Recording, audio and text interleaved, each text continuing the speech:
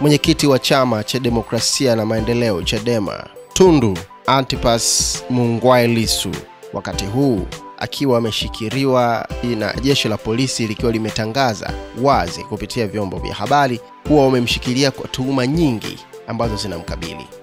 Moja kati ya tuhuma hizo ni pamoja na kosa la kutangaza uasi.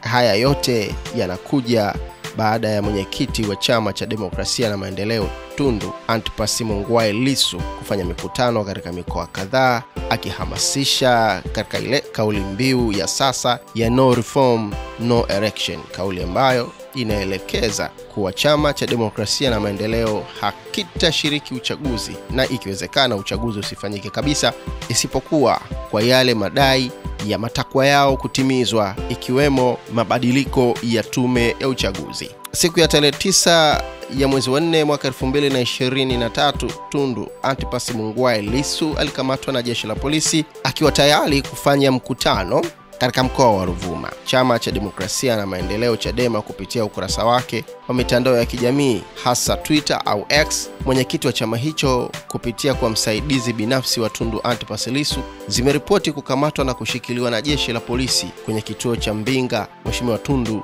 Antipas Lissu mara baada ya kuhitimisha mkutano wake wa hadhara wilayani humo mkoani Ruvuma. Kufuatia hali hiyo, miito mbalimbali ya kutaka kuachiliwa kwake ikiwa ni pamoja na polisi kutakiwa kueleza sababu halisi ya kumshikilia ama kushikiliwa kwake inavuma mitandaoni kutoka kwa wanachama wa Chadema, ambapo makamu mwenyekiti wa chama hicho John Heche ameeleza kuwa chama hicho kinafuatilia tukio hilo kwa ukaribu na kitatoa taarifa kamili ya tukio hilo muda sio mrefu. Namnukuu, lolote litakalomtokea mwenyekiti wetu, serikali itawajibika kwa 100%, anasema Heche. Kwa upande wake, mwenyekiti wa Chadema mkoa wa Ruvuma Nicholas Mapunda, yeye ameeleza kuwa mpaka sasa hakuna sababu yoyote walioisikia ama kuambiwa kama kosa hilo lilisababisha Lissu kukamatwa kwake. Leo tulifanya mkutano Nyasa na baadaye tumekuja kufanya mkutano Mbinga, na baada tu ya mkutano kuisha, polisi walimfuata Lissu na kutaka kuondoka naye, na wananchi walipokuwa wanakataa polisi wasiondoke naye wakaanza kufurumusha hayo mabomu ya kutoa machozi, na taarifa ni kwamba walitaka kumshikilia tangu kule Nyasa. Aidha, God Bless Lema, mjumbe wa kamati kuu ya Chadema, ameeleza kuwa Lissu anashikiliwa kwenye kituo cha polisi Mbinga akikosoa urushwaji wa mabomu ya machozi, kwani mkuu wa polisi Mbinga OCD ameshindwa kuwa mwelewa kwa kile kilichoeleza kuwa alifuatwa na baadhi ya viongozi wa Chadema na kuombwa kutomkamata Lissu kwenye mkutano ule, na badala yake askari wa polisi wamfuate mwenyekiti Lissu sehemu alipofikia hotelini ili kuepusha tafulani kwa wananchi waliokuwa kwenye mkutano huo wa hadhara. Baada ya hapo, mvutano mkubwa ukaibuka baina ya viongozi na wafuasi wa Chadema na jeshi la polisi kabla ya kukamatwa kwa mwenyekiti wa chama hicho Tundu Lissu na jeshi la polisi wilayani Mbinga jioni ya tarehe 9 ya mwezi wa 4 mwaka 2025. Tundu Lissu na viongozi waandamizi wa Chadema wakakamatwa muda mfupi baada ya kumaliza mkutano huo wa hadhara.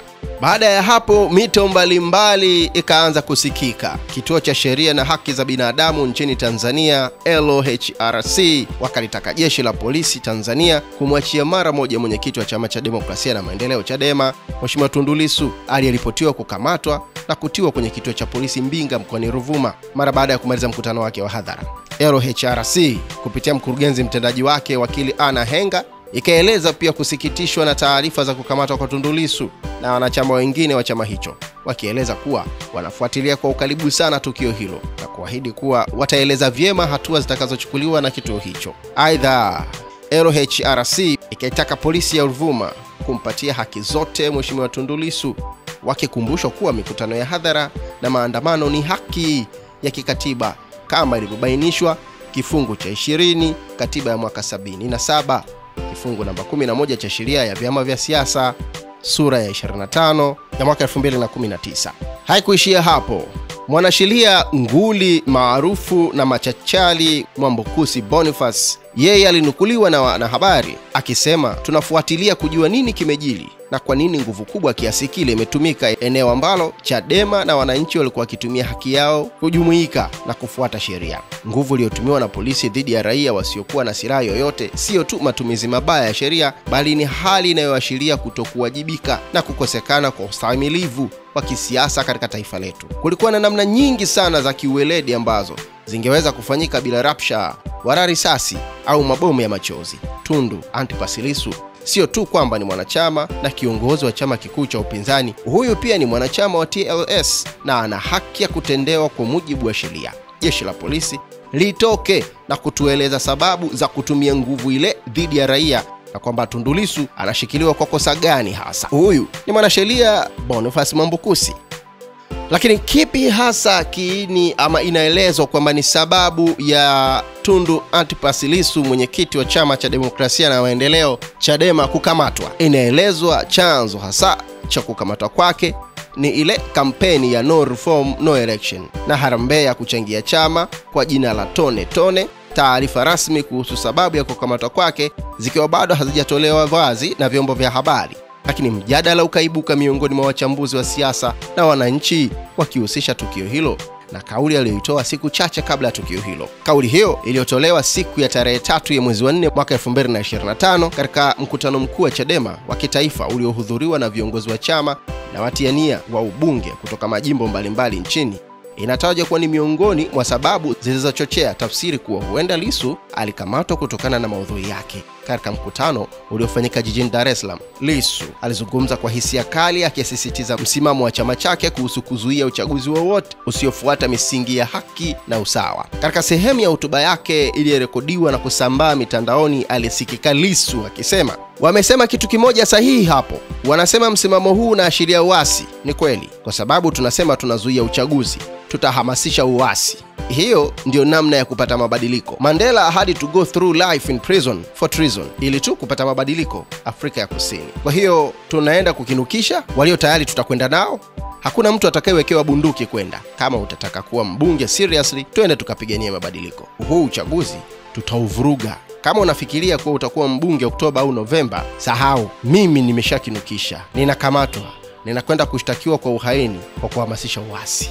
Kauli hiyo imezua hisia mseto. Baadhi ya wananchi na wafuasi wa Chadema wameeleza kama ishara ya ujasiri na dhamira ya kweli ya kutaka mabadiliko ya kisiasa nchini, wakisisitiza kuwa haki ya kutoa maoni ya kuhoji mfumo wa uchaguzi ni ya msingi na ni demokrasia pia. Hata hivyo, wengine wakatafsiri kama ni kauli inayoweza kuchochea ghasia ama uvunjifu wa amani, hasa katika kipindi hiki cha maandalizi kuelekea uchaguzi mkuu mwezi Oktoba mwaka 2025.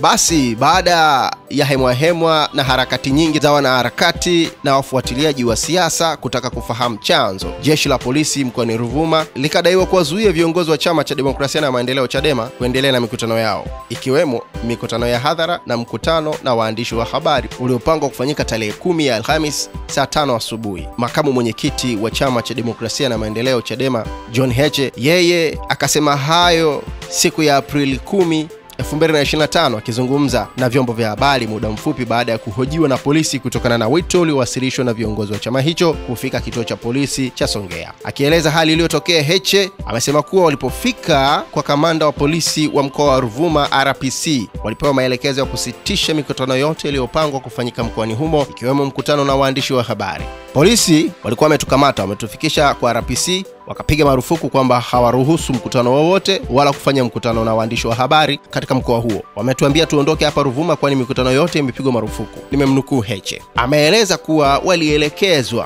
kuwa hakuna ruhusa ya kujadili masuala yanayohusiana na kampeni ya no reform no election, na kwamba iwapo chama hicho kitataka kufanya mikutano hiyo, asiwajadili mada nyingine isiyohusisha na msimamo huo wa no reform no election.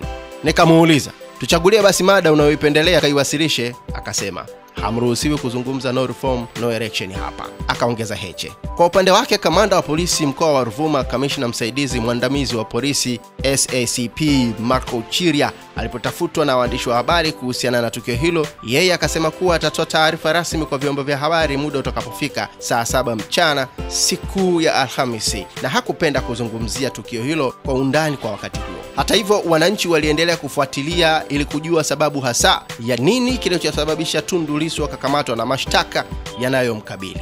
Lakini siku ya tarehe 10 Alhamis ya mwezi wa 4 mwaka 2025, chama cha demokrasia na maendeleo Chadema kikatoa tamko lake huku kikilaani vikali kile walichokiita kukamatwa kwa mwenyekiti wake wa taifa Tundu Lissu, kikieleza kuwa hatua hiyo ni matumizi makubwa na ya nguvu na inalenga kuzuia harakati za kudai mageuzi ya kisiasa kupitia kampeni ya no reform no election. Akizungumza na wanahabari katika mji wa Songea mkoani Ruvuma, April 10, makamu mwenyekiti wa Chadema Bara John Heche, yeye akasema kuwa chama hicho tayari kimelifikisha swala hilo kwa wakili wake wa ndani na nje ya nchi na kinatarajiwa kuchukua hatua za kitaifa na kimataifa pia. Mawakili wetu ndani na nje ya nchi akiwemo Robert Amsterdam ambaye atashughulikia kimataifa ameshapata taarifa kamili ya kwamba mwenyekiti wetu amekamatwa na yeye ataanza kufanya kazi kimataifa, anasema Heche.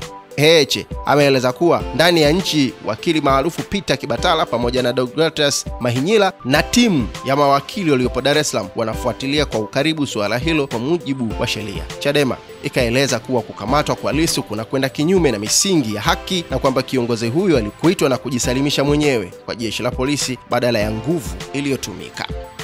Lakini sekeseke hilo halikuishia hapo, likatua katika bunge la Jamhuri ya Muungano wa Tanzania ambapo mbunge wa viti maalum kupitia Chama cha Mapinduzi CCM Salome Makamba, yeye akasema kuwa historia ya uchaguzi nchini Tanzania inaonyesha kuwa vyama vya upinzani vimekuwa wakishiriki uchaguzi kikamilifu tangu kuanzishwa kwa mfumo wa vyama vingi mwaka 1992, na akawakosoa baadhi ya viongozi wa upinzani wanaotaka kususia uchaguzi au kuhamasisha uasi kwa njia ya kutafuta mabadiliko ya kisiasa.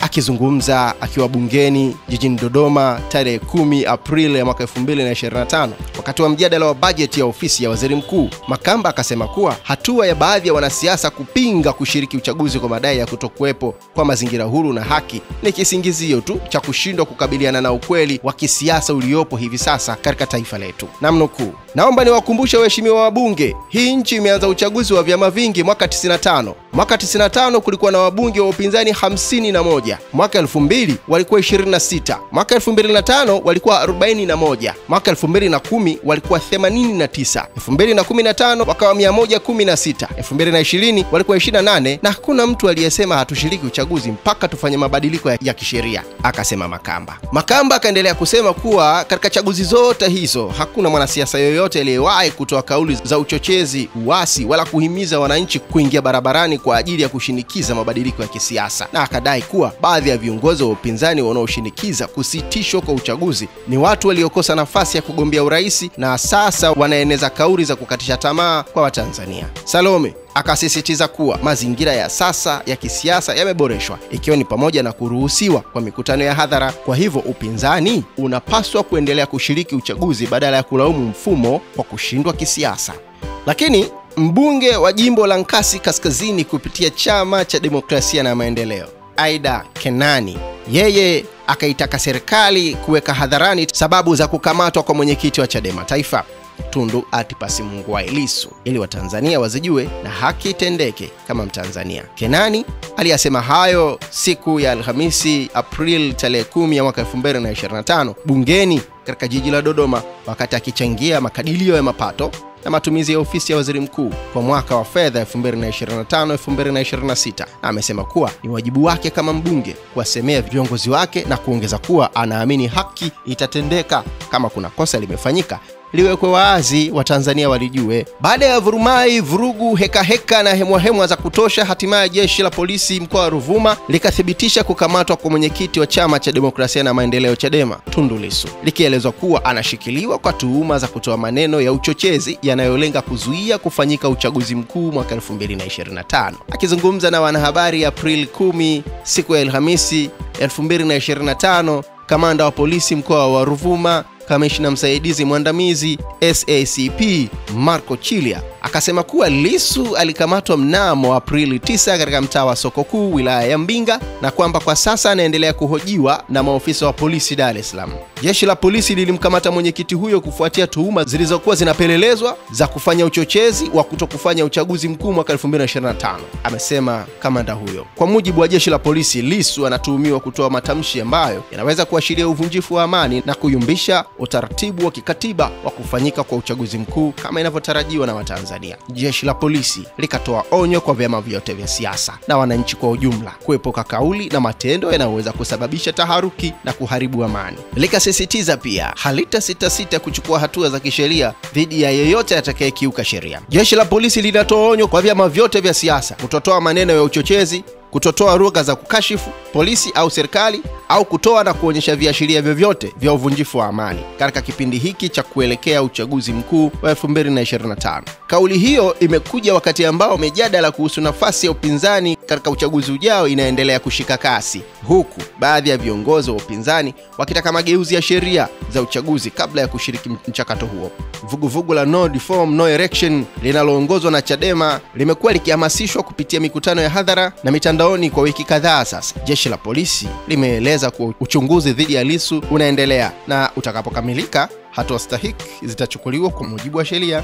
Wakati huo mkurugenzi wa sheria na haki za binadamu wa Chama cha Demokrasia na Maendeleo Chadema Taifa, Gadson Garubindi, siku ya tarehe 10 Alhamis ya mwezi wa 4 mwaka 2025 alizungumza na wanahabari kwenye viunga vya Central Police Dar es Salaam, na akasema kuwa kwa mujibu wa jeshi la polisi, mwenyekiti wa chama hicho Tundu Antipas Lissu anatuhumiwa kutenda makosa mawili ya uhaini na kutoa taarifa za uongo. Hata hivyo, Chama cha Demokrasia na Maendeleo Chadema kimekosoa vikali hatua ya kukamatwa kwa mwenyekiti wake pamoja na viongozi wengine wa chama hicho na kutuhumiwa kwa makosa ya uhaini. Chama hicho kimesema kuwa kitendo hicho ni jaribio la kudhoofisha sauti ya upinzani na kudhibiti juhudi za wanachama wa chama hicho za kuelimisha wananchi kuhusu mapungufu katika mfumo wa uchaguzi wa taifa. Hayo yanaelezwa kupitia taarifa kwa umma iliyotolewa tarehe 10 ya mwezi wa 4 mwaka 2025 na makamu mwenyekiti wa chama hicho Bara John Heche, ambapo imeelezwa kuwa hatua hiyo ya kumkamata Lissu ni sehemu ya njama za kuzuia Chadema kuendelea kutoa elimu kuhusu ukiukwaji wa haki za demokrasia, ikiwemo wizi wa kura katika mchakato wa uchaguzi. Katika taarifa hiyo, Chadema imesema kuwa kumkamata Lissu na viongozi wake ni hatua ya kikatili na isiyo na msingi, na kwamba tuhuma zinazomkabili Lissu za kufanya uhaini ni njama tu za serikali ya CCM kwa lengo la kuzuia chama hicho kuendelea kutoa elimu kwa wananchi kuhusu dosari katika mchakato wa uchaguzi wa Tanzania. Chama hicho kimesema kuwa serikali inatumia nguvu ya dola kuzuia upinzani na kulinda mfumo wa uchaguzi unaodaiwa kuwa ni batili na hauaminiki. Taarifa hiyo ikaeleza kuwa Lissu na viongozi wa Chadema wamejikita sana katika harakati za kutoa elimu kwa wananchi kuhusu haki zao za kidemokrasia, hasa haki ya kuchagua viongozi kwa njia ya haki na bila udanganyifu. Lakini vile vile taarifa hiyo inasema kuwa Chadema inatoa wito kwa jeshi la polisi kumwachia mara moja Lissu na kutokumhusisha na mashtaka yoyote ya uhaini katika juhudi za kisiasa za kuzuia haki za kikatiba za wananchi. Chama hicho kimesema kuwa tuhuma za uhaini dhidi ya Lissu ni hila za kisiasa zinazolenga kudhoofisha Chadema na kudumaza demokrasia nchini. Aidha, Chadema ikalionya jeshi la polisi kutorudia tena vitendo vya ukandamizaji dhidi ya viongozi wa chama hicho kama ilivyotokea kwa Freeman Aikaeli Mbowe ambaye alikamatwa kwa tuhuma za ugaidi baada ya kuanzisha vuguvugu